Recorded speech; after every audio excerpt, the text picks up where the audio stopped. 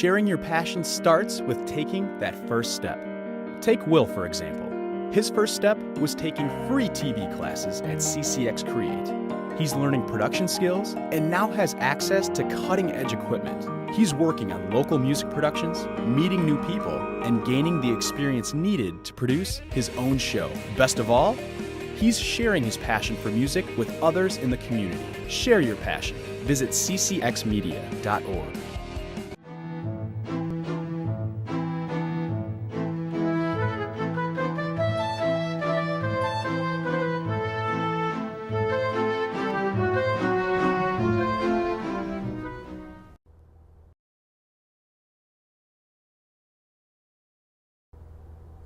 Hello and welcome to BookBeat. My name is Sue Ellen Zagrabelny. I'm your host, and our guest today is Lars Walker, author of West Oversea and of several other Viking novels. Lars, welcome. Nice to be here. I would like to have our audience get a slight flavor of West Oversea, hopefully without giving away too much of the plot. Well, it's set in the Viking Age, a little after 1000 AD. It's a historical fantasy, and it's about a character. He's an actual historical figure. His name was Erling Skjalgsson of Sola, a very powerful man in Norway at the time. In this imagined story, he actually gives up his power temporarily because of a matter of honor, and decides to relocate to Greenland, where his friend Leif Erikson lives. And the voyage doesn't go smooth. There are storms. He ends up in America. He ends up in Iceland for a while. And eventually, as any odyssey does, it takes him home again. Okay. The subtitle of the book is A Norse Saga of Mystery, Adventure, and Faith. What exactly does that mean? That was something the publisher added. He wanted to make sure, he's a Christian publisher in California, who wanted to make people understand that this was a novel of Christian faith. I would have mentioned something about fantasy or magic or something, but that was the way he chose to promote it. Okay. How did you develop a sense of place? I noticed there were, several settings that the book took place in. What was it that brought you to, establish your sense of place in each of these? Well, I've been studying Norway and Scandinavia in the Viking Age most of my life. I've actually been to Norway 4 times. I've been to Iceland once. Enjoyed it very much. Hope to go back sometime. Have not been to Greenland. Had to research Greenland, and also the voyage goes on to Leif Erikson's Vinland, which of course is generally considered to be Lanzo Meadows, Newfoundland, and I've been there too. So cool. I did do some traveling in preparation. Okay. I was wondering, is West Oversea the first of a series? It is the second of a series. The first book is The Year of the Warrior, which, you have a copy here. That was published by a major science fiction fantasy house called Baen Books, and it is still available as an ebook. It begins the story of Erling Skjalgsson, who, as I mentioned, really existed. We read of him in the sagas. I became interested in his character because he's a very appealing character. We're told in the sagas that although he owned slaves, as all Viking chieftains did, he had a program to help them earn their freedom. He gave them time to work and earn their freedom, and we're told that all of them were able to earn their freedom within 3 years. And also he spent his whole life fighting for the democratic traditions that the Viking Age society held. that was kind of what his whole life is about, and the conflict that eventually took his life. I haven't gotten to that in the books yet, though. So I have to wait for a while Yeah, and read a few more books. right. Okay. I'd like to talk about character development. There is a 4-page cast of characters in West Oversea. 1, why are there so many characters? 2, how do they move the plot forward? Well, there are a lot of characters because it's an Odyssey kind of book. It's taking us to different settings where there are different people involved. And so you end up meeting a new cast of characters in each place. If you've ever read any of the Icelandic sagas, which is an inspiration for this book, they tend to have large casts of characters. Some of them only appear briefly. I did spare you the genealogies, though. The Icelandic sagas are big on genealogies, and you don't have that in these books. But a lot of the characters, actually, if you do read the Icelandic sagas, a number of characters in this book come right out of sagas. They are people that we know from the sagas. And one of the wonderful things about the sagas is that the characters are very vivid. The sagas are written very much like modern novels, and we get to know the characters not by being told what they're thinking, but by watching what they do. And you kind of draw your own conclusions about what kind of people they are by watching them at work. And I try to write that way too. It's the way we write in the modern world, and it's a good way to do it. Show, don't tell. Show, don't tell. Absolutely. Would you talk about your earlier novels?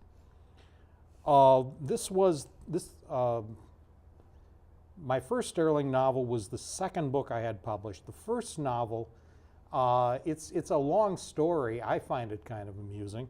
I first started writing a book which became a novel called Wolf Time in around 1974 when I graduated from college, and it started as a short story. It wasn't good at all, and I recognized that. But eventually I was interested in the characters, so eventually I started writing it as a novel. And as most people do with first novels, I eventually lost steam and gave up on it.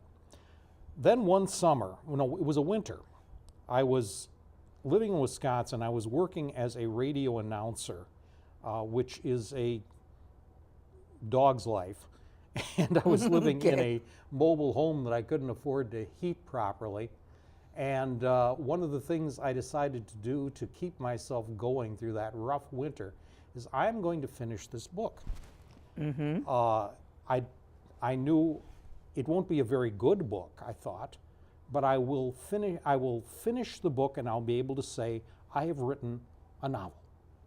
And someday I was pretty sure I was going to be able to write a book, and then I would know at least that I'm able to do the work, and that would encourage me. And I did that, and it was about 10 years later after that, I said, yes, now I'm ready to write this book. And without looking at the original draft, I simply rewrote it and worked on it, and that eventually, it wasn't the first book that was published, but it was the first book I finished in a publishable form, and it did get published. And the name of that was? Wolf Time.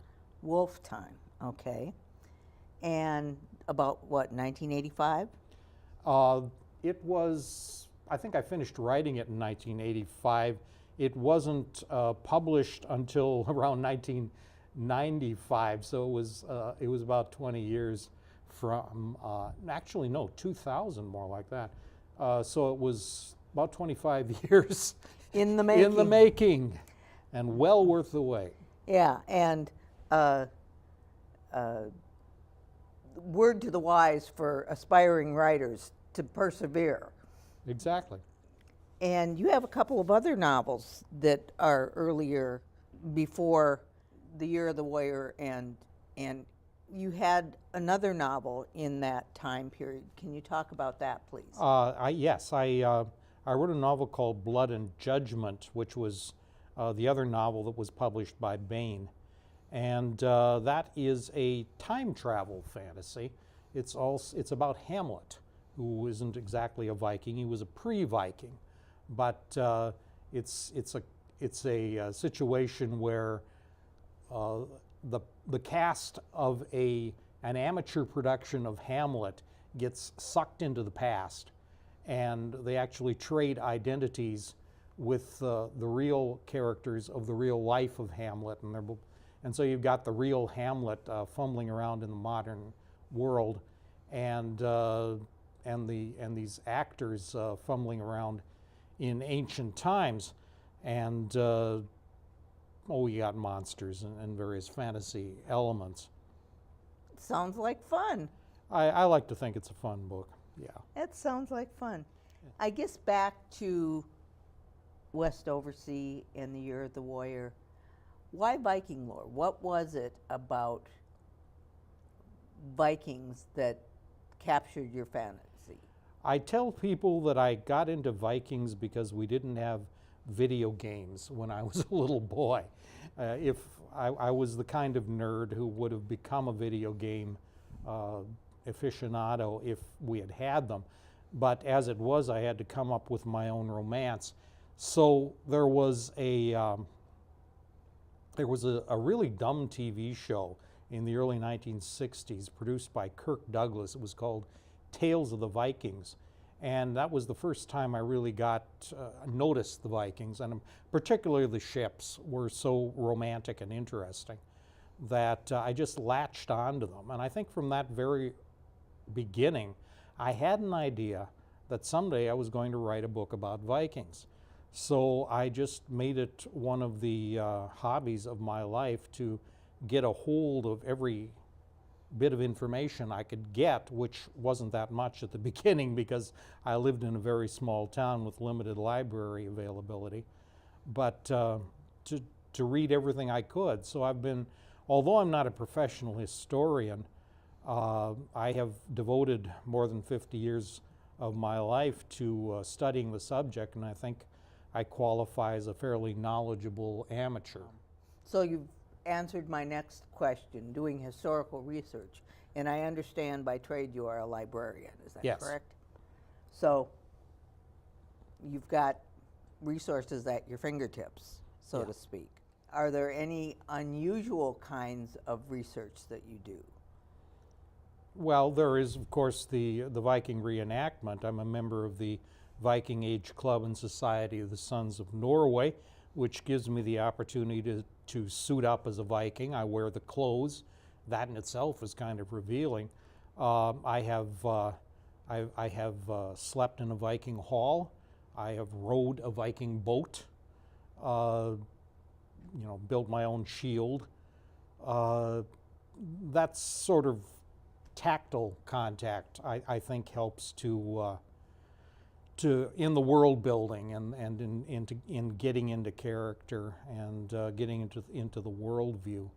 I might mention and you mentioned characters earlier. My Erling books are told through the narration of an Irish priest who is, I like him as a character. I like getting into his head. I like speaking through his voice. I always had a feeling that Viking novels and Viking movies had a certain clunkiness to them. There's a difference, there's such a cultural difference between our own world and the honor-based society that these ancient heroic cultures, honor-based cultures had, that it's hard for us to jump them.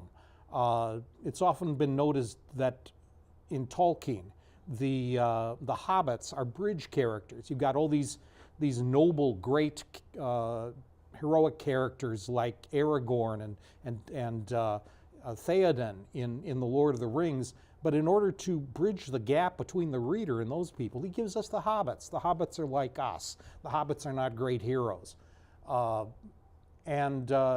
Father Allil, the narrator of the Erling books, is kind of that kind of character. He's not terribly brave, or at least he doesn't think he is. He's been through some experience. He's been a slave, so his honor has been kind of broken, and so he's more of a character that modern people can understand and identify with. I will agree with you that I like the priest as well. I thought he was a very interesting character and had a very unique voice. That pleases me very much, because that's what I was working for. Well, you definitely did the research and did the craft of writing a good character. He's very interesting. Who do you say your audience is for your for West Oversea and your other novels?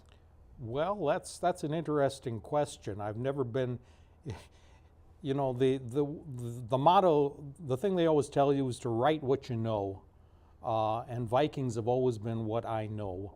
I know Vikings, I know Christian theology, I know fantasy to a certain extent, so you've got a kind of a Venn diagram there. My audience, there's a fair number of people who are just huge fans of Baen books. I gained a lot of readers through that.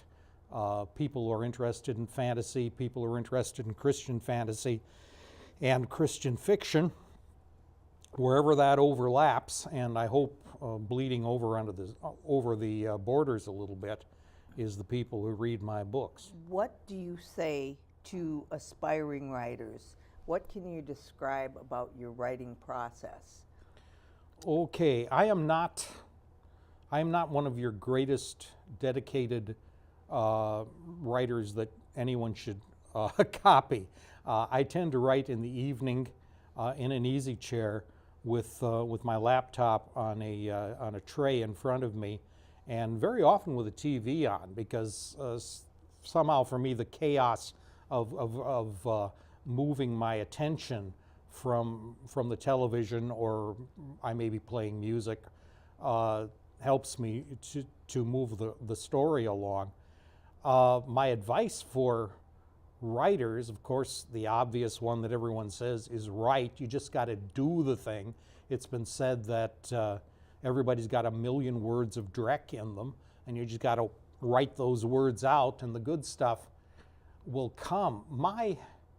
The one thing I have often told people who want to be writers is to accept, even revel in the fact that your first draft is going to be garbage. Mm-hmm. Unless you're an amazing talent, your first draft is always going to be awful. Don't worry about that. The first draft is raw material.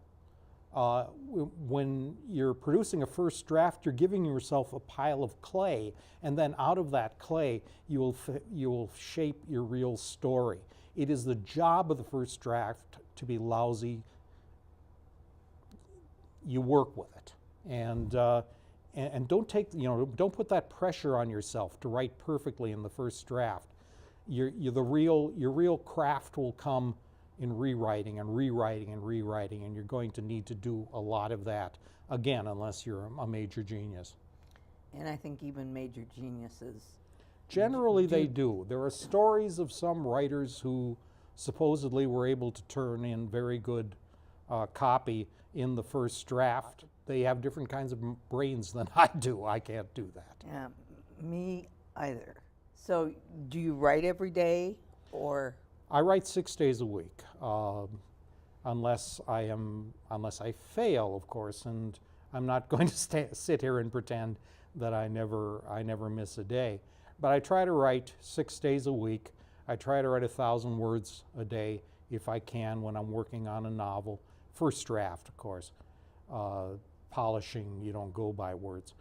But yeah, just keep it steadying. That's of course one of the secrets. The prize goes to those who persevere. There are all kinds of brilliant people out there who could probably write great books, but they just didn't stick with it. They got interested in other things. They lost their confidence. And it's too bad. Okay. What platforms do your books come out in? We have the paperback of this. Yeah, do you have hardback? Do you have ebooks? What can you tell me about? All my books are available as ebooks. My publishing history has been a diverse and checkered one. I had the first 4 books, which ended up being 3 books because one of them got divided into a double volume. The Year of the Warrior is a double volume. From Bain Books, they were originally published as paperback originals. Now Bain publishes them, and they're still available from Bain as ebooks.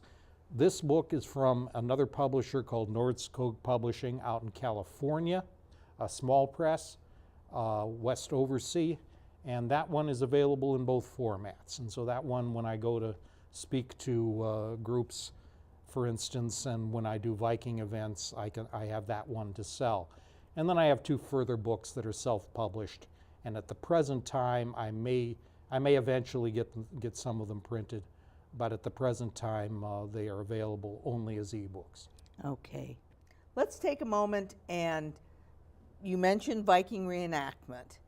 And can you talk about how that relates to informing your novel writing? Well, I like to think it helps me get into the skin of the time. I know how the shoes feel to walk around on them. They're not, they're soft, what they call turn shoes. So my feet sometimes hurt a little bit because I'm old and I'm used to structured shoes. As I mentioned, I know a man who has built a Viking fort down in Missouri, and I've been down there a couple of times. So I slept in his hall. I learned, for instance, that all the Vikings smelled like smoke because the halls have an open hearth, and everything in the hall gets to smelling like smoke. I came home and my blankets smelled like smoke, which isn't a bad smell. So I have no complaints about that. That sort of thing, I think it helps you know how things are, how people are going to react. I have one scene in one of my novels where a fellow is how shall I put this? He is relieving himself, and he is holding the skirt of his tunic in his teeth, because I found out that that's what you have to do when you're wearing a tunic. That's something I wouldn't know if I weren't a Viking reenactor. Is there anything else you'd like to add? Have I covered everything that you would like to talk about, or is there something else? I could talk about the character of Erling Skjalgsson a little bit. If you would, please. As I mentioned, he's an historical character. He shows up primarily in 2 of the historical sagas, which are found in a book called Heimskringla, which is the sagas of the kings of Norway, and was sat right next to the Bible in most Norwegian homes for a long time in the early 20th century. Erling shows up, and he is this interesting character. He is appealing. Well, I mentioned that he freed his slaves. He had a circle, had a system for freeing his slaves. That makes him appealing, and also the fact that he was a fighter for a democratic system. What was happening in Erling's time was that a new government system was coming in to Scandinavia. And the idea of the king being the center of power, the king having all the power, the king being God's representative, and everyone derived their power from him. In the traditional Norwegian system, the rulers, the chieftains, they might call themselves kings or jarls or something else, they got their power from the people. they might inherit their office, but it had to be voted on. There was an assembly called the Thing. There were local things, there were district things, there were regional things. And these had, and the laws went through these, the court cases were judged there. It was participatory democracy of all the free men. And the new kings were trying to get rid of that. Erling fought for that all his life. I have collaborated to an extent. I had the pleasure of having contact with a Norwegian historian. His name is Torgrim Titlestad. He recently retired from the University of Stavanger, and he is probably the world's greatest expert on Erling Skjalgsson. So I was greatly fortunate to be put in touch with him. His writing has been a lot of help to me, and I've done some translation for him. I do Norwegian translation, and I actually translated a book about Norway in the Viking Age, which deals largely with this conflict between the old system and the new royal system. And unfortunately, that book has not yet been published. I look forward to showing it off when it happens. But I've had that. I've actually been able to participate in Norwegian historical studies to that extent. Well, that's very interesting. That it kind of goes hand in hand with your novel writing. Exactly. And helps bring more light to that. Lars Walker, thank you for joining me today on BookBeat. Lars is the author of West Oversea. We look forward to seeing you next time on BookBeat, the show for all things literary. Please join us then. BookBeat invites you to stay tuned for Mary's eclectic interests. Host Sue Ellen Zagrabelny will interview Viking reenactors Lars Walker and Denny Rusenko. Stay tuned.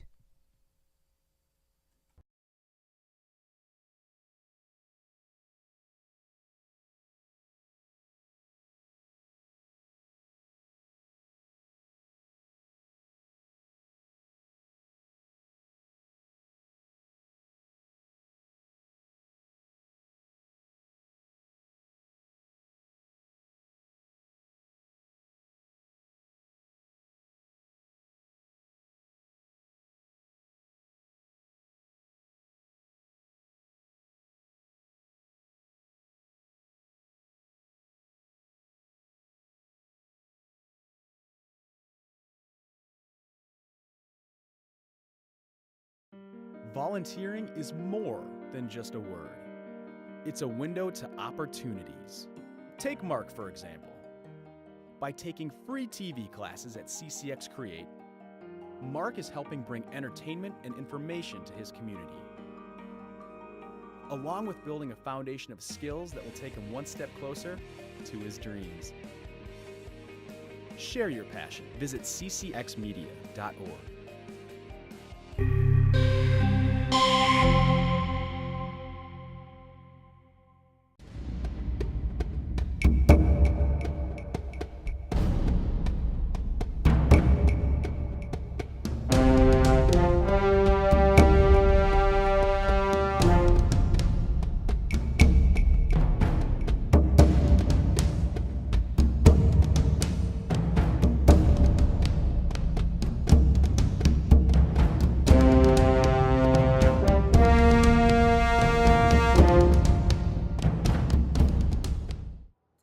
Hello, my name is Sue Ellen Zagrabelny, and I'm the host of Mary's Eclectic Interests. Our guests tonight are Lars Walker and Denny Rusenko, and as you can see, they are dressed in Viking attire, and we are going to be talking about Vikings this evening, specifically about the Viking Age Club and Society. Welcome, gentlemen. Thank you. Thank you. What can you tell me about the Viking Age Club and Society?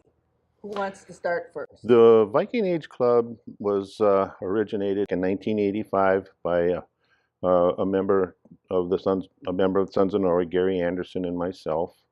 And we actually started the club by meeting up at the Sons of Norway Center headquarters. And we used to have a lounge area and a little bottle club up there. And we were sitting around looking at and having a drink, and we saw up on the wall that they had all these Viking gear up there. They had a sword, they had an axe, they had and a spear, and then a helm with horns on it. And both of us sat there and said, "This can't be true. You can't have horns on a Viking helmet." So we thought we need to find a way to make this program a little bit better and try to educate people about who the Vikings really were and give them an understanding of what was going on back in the Viking Age. Okay, so this was in 1980 5. 85. Okay, Lars, when did you become involved with I this don't organization? remember the exact year, but it was in the late 1990s, so I'm kind of a newbie still. And I got involved. I had actually seen an article about this group in the Sons of Norway magazine when I was living in Florida. And I was thinking, why do I live in Florida and they got this going on up in Minnesota? So when I moved back to Minnesota, I made a point to get to know them and get involved. Cool.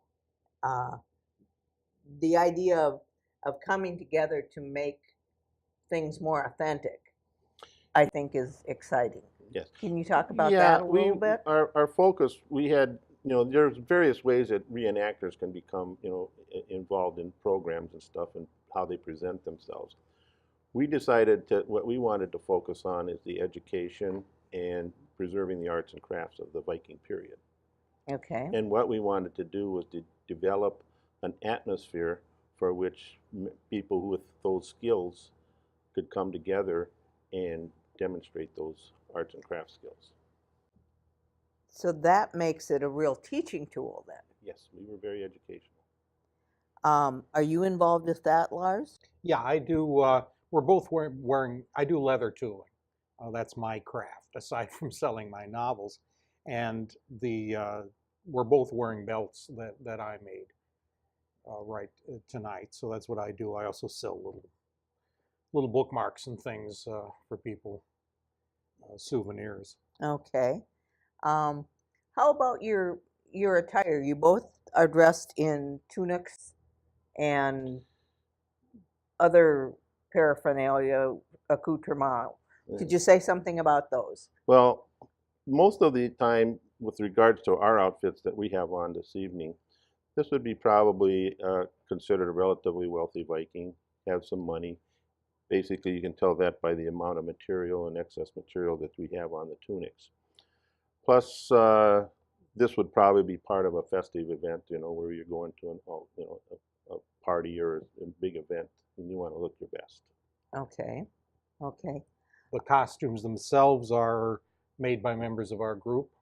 We have ladies who sew and like to make the costumes, and so everything we have, I think the clothing we are wearing is all made by people in the group. Some of our accoutrements are purchased. What about the leggings? When we were talking off camera, Lars, you mentioned that they actually are wrappings. Yeah, I wear these leg wrappings. It's they're wrapped around the leg. We believe that's what Vikings often wore.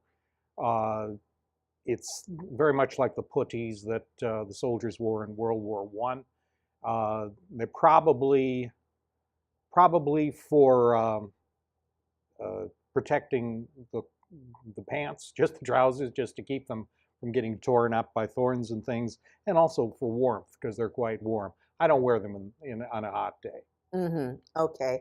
And I notice yours have some bands. It looks like They're leathers. like a crossing. They're crossed. He uses the banding type that goes around. Mine are called what they call cross garters, and they were crisscrossed and wrapped. What type of lectures and demonstrations do you do with your Viking reenactors? Well, for my part of it, I do mostly a show and tell presentation. I talk about the clothing that they wore, and I bring in tools and weapons of the period, and I talk about just about anything in general. Usually, you go in with a semi-game plan, but usually what happens is people start asking questions, and your game plan kind of goes out the window. So you want to let people, get involved with the program. And in my show and tell, that works for me. Okay. And what about you, Lars? Well, aside from the events we do, which of course are just, we set up a Viking camp with the tents and things. Uh, when I do lectures, I have a fairly sophisticated PowerPoint, a group of PowerPoint presentations I've done. I've lectured on cruise ships a couple of times, and so I developed them for that. And I do them for Sons of Norway groups and I did one recently for an Icelandic group. And they're lectures with pictures, and I like to think they are very informative. Well, that's important that people get accurate information. And what I'm hearing you both tell me is that you do things a little different stylistically, but you're doing the same kind of thing of getting information out to people. And you mentioned you've done some on cruise ships. You ever go to schools? Oh, yes. We've lectured at schools. We've lectured at other organizations. We've traveled pretty much all over the United States and Canada and Norway putting on presentations. Now I want to ask the questions about the weapons. Who wants to do the show and tell on the knives? I didn't bring my long sword, but I happened to bring this, and it's this is what's called a scramasax. It's the sword in the Viking Age was actually relatively rare. It was expensive, it was hard to use, and you can't use it for anything else except fighting. So if you're not at war, a sword isn't much use to you. Every Viking man had a scramasax. It was kind of a mark of a free man, and you could use it as a chopper, a machete at home. You could use it as a butcher knife. You could also take it to war with you. So, and this one was made for me actually by a fellow named Michael Z. Williamson, who may be familiar to science fiction fans. He is a pretty well-known science fiction author, and he's also a knife maker. And he made that to my request. It has runes on it. It has the runes, of course, are the Viking letters, the Viking alphabet. What it says here is under der skulu kluask, which means breast to breast, the eagles will claw each other, which was a line from a famous Viking poem and happens to have been almost the last words of the hero of my Viking novels. So he put that in for me. Okay. And then you had a smaller knife. Yeah, this is everyone would carry just a regular knife like this, bone handle, wood handle, just a utility knife. Okay. Not necessarily a weapon, but this was made for me by my brother. Okay. I would be happier if you put them away. All right. I just get a little nervous around big blades like that. What about you? You mentioned something about this helmet that you wore around your neck, and we put it in the middle of the table. What can you tell me about that? That actually was given to me as a gift at the Winter Olympic Games in Lillehammer, Norway. And the story goes that each morning when we went up to where the Viking encampment was, we would get on a bus from where we were staying and drive up to where we were going to be demonstrating all day long. Well, we started striking up a conversation, my partner and I, Ron Peterson, and we were basically sitting on the bus with these other two gentlemen about our age, in our age group. And those guys were working the weapons area. They were doing archery, spear throwing, axe throwing, and things like that.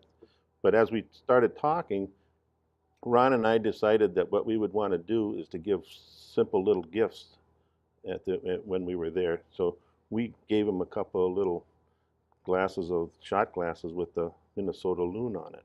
Mm-hmm. And so, and they thanked us. And the next morning, we get on the bus, and they said they handed us these little boxes, and these were inside the box. And I says, well, geez, this is nice. We can wear it, be great for wearing. And he said, no, it's got another function. So he says, when we get off the bus, you come with us. So we went over and we christened our helmets. Those are shot glasses. Oh, how cool! Wow. Yeah. You wear them around your neck. You can't lose your Can't lose your shot glass. Oh, glass. that sounds. Yeah. And so we christened their shot glasses, and we christened ours. But that's a replica of the only Viking helmet that's ever actually been found in Norway.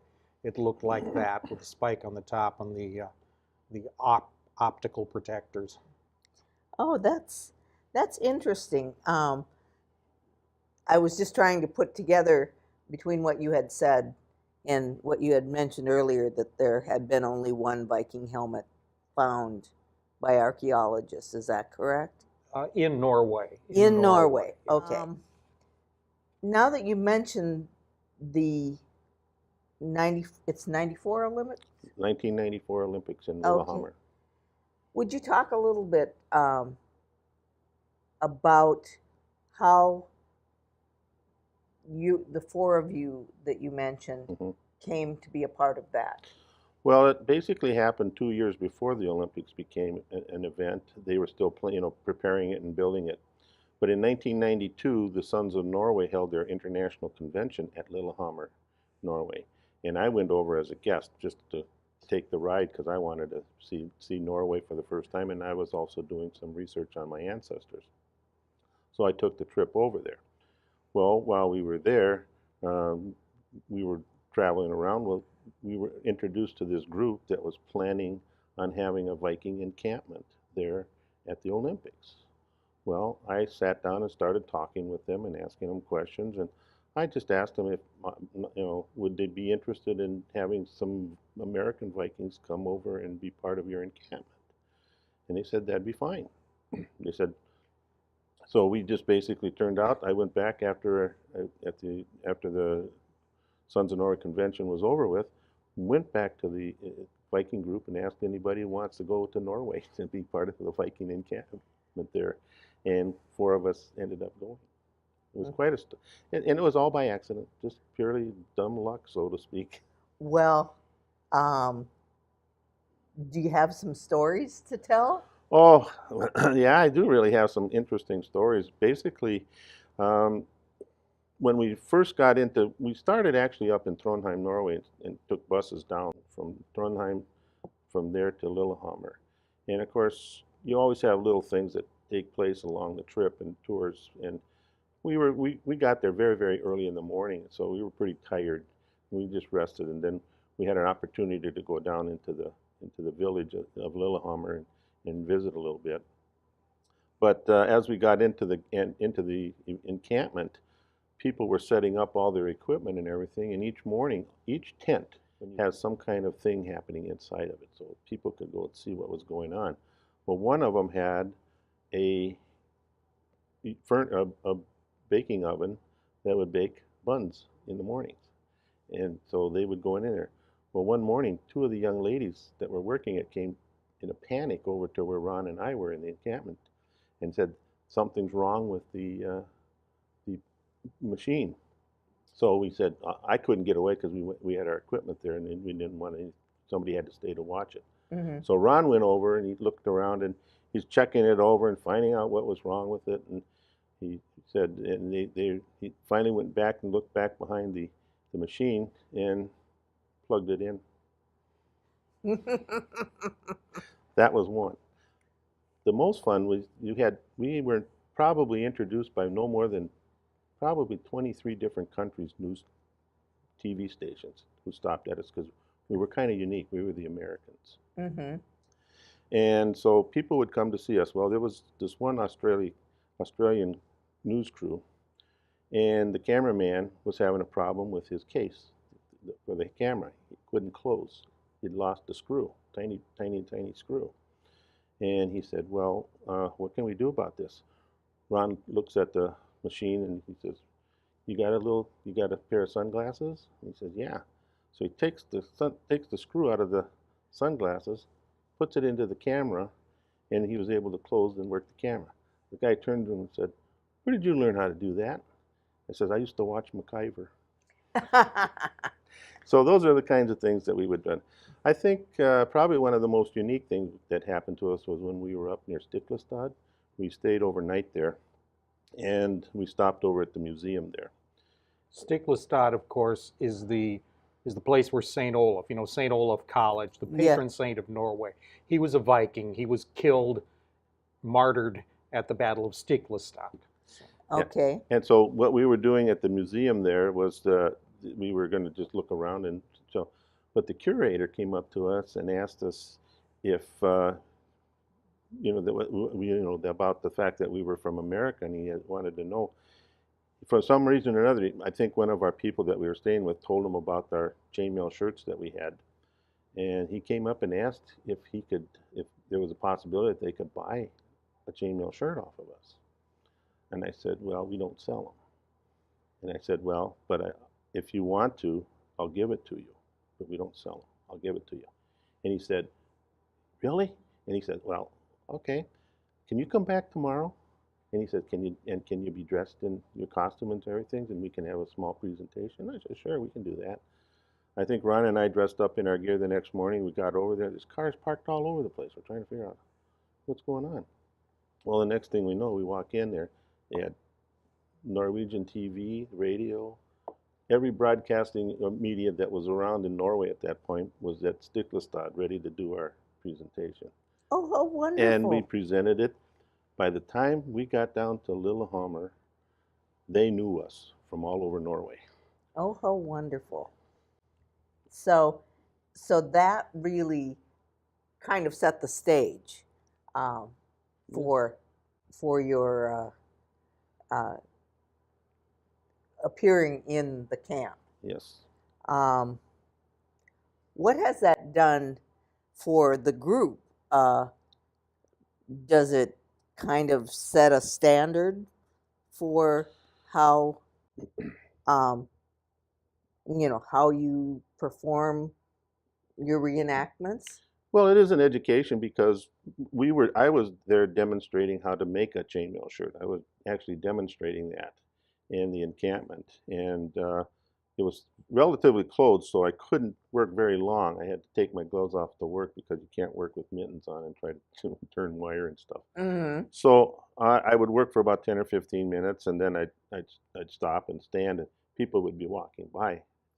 But as soon as I took my gloves off, the people would come in and see what was going on, and they would point at me and says, "Oh, Stiklestad." That's all they said, and I knew what they were talking about. They had seen me on TV doing that.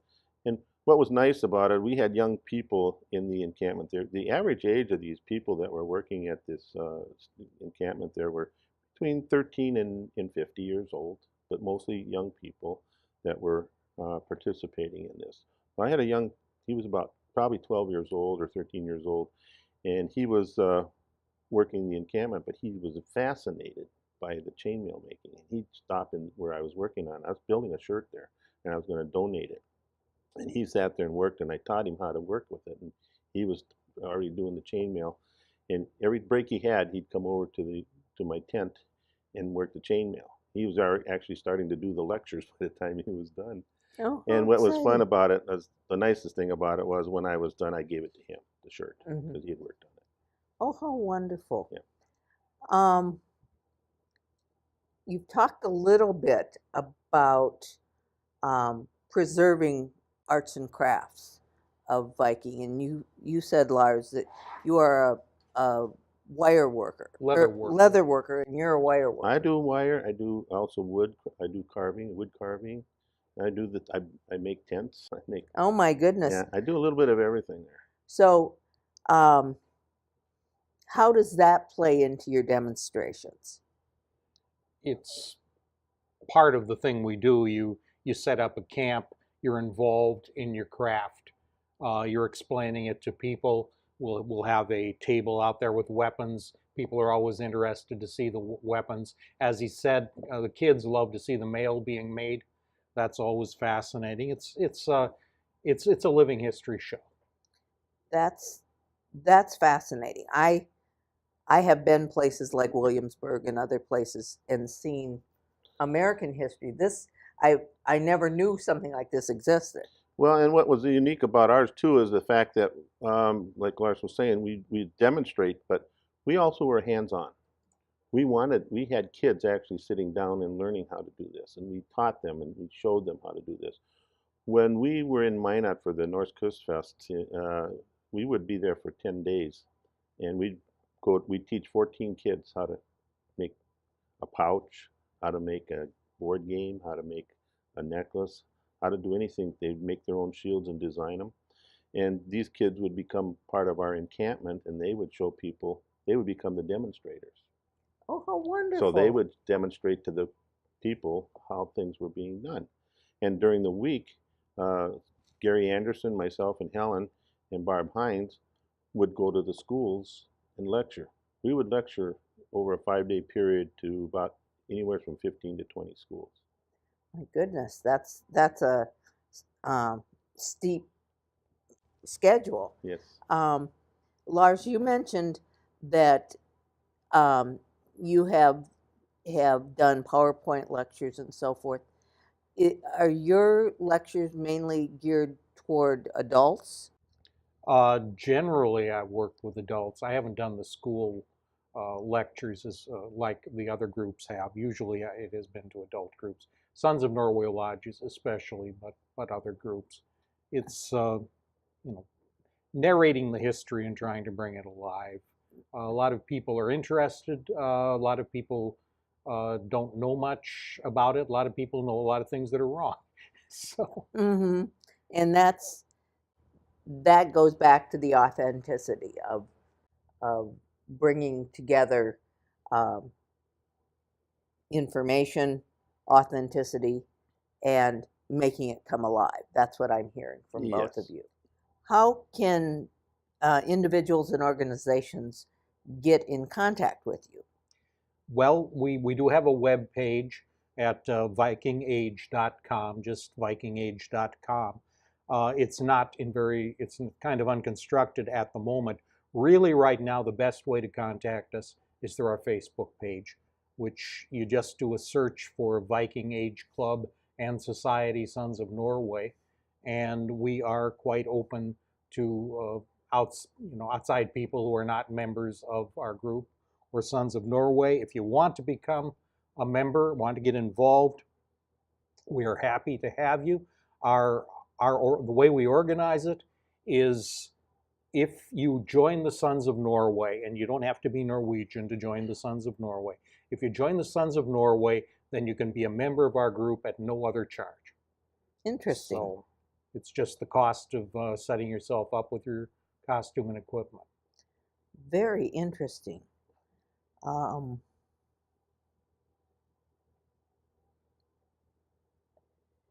What else can you tell me about the authenticity? We talked a little bit about crafts, teaching people the proper way of things. What about when you're in the encampments, what kinds of foods do you eat? Or do you take authenticity down to that level? We have in the past. We've set up our encampments, especially when we used to go down to Decorah, Iowa. We would actually stay in the encampment there, and we'd prepare meals. Most of our meals were either soups or stews because that's the simplest thing to prepare without having all the other equipment that you need. So we would prepare it for amongst ourselves. We wouldn't do it for the public, but amongst ourselves. Okay. My last question is always, do either of you have anything that you'd like to add? I'll go with Lars first. If anyone wants more information and you don't have access to Facebook, my email address is lars@larswalker.com, and I'd be happy to forward any information. Perfect. What about you? Pretty much the same thing. You can contact me through my email address, and it's just Dennis Rosinko at AOL.com. One word, lowercase. Okay. And basically, we're always looking for people who have a strong interest in learning and preserving an art or a craft skill, or wanting to learn an art or craft skill that is from the Viking Age. We don't stop at one thing. We're trying to work with the possibility of having ironwork done. So we're trying to set up a portable forge so that we can do small forms of ironwork. We try to bring in as much talents and skills that we want, that people have. There's a lot of talented people out there, but they don't have a backdrop or a format or a way to present themselves. And we're trying to develop that through the Viking Age Club. We are giving them the atmosphere to be creative. I should probably also mention that some of our members, we do some combat, blunt weapon combat. We call it live steel combat. I used to do that. I'm getting a little old now, but we do have younger members who do that, and some of the younger people especially look forward to that, and that is something we do have to offer. Any final words for our evening? Well, we've enjoyed it here, and we hope that from this little get-together here, we can get people even interested in our group. That would be terrific. How about you, Lars? Anything? Thank you so much for the opportunity to be here. It was a great privilege. Well, thank you both, Denny and Lars, for joining us at Mary's Eclectic Interests. We look forward to seeing you next time.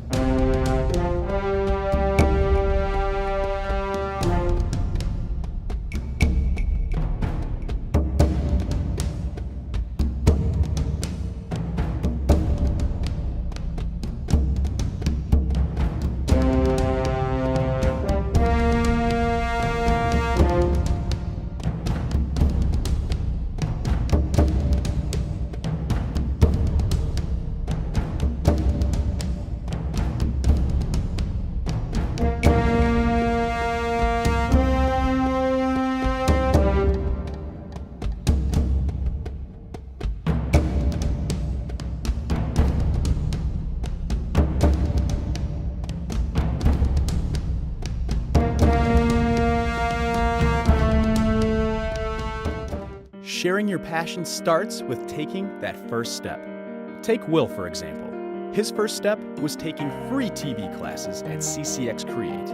He's learning production skills and now has access to cutting-edge equipment. He's working on local music productions, meeting new people, and gaining the experience needed to produce his own show. Best of all, he's sharing his passion for music with others in the community. Share your passion. Visit ccxmedia.org.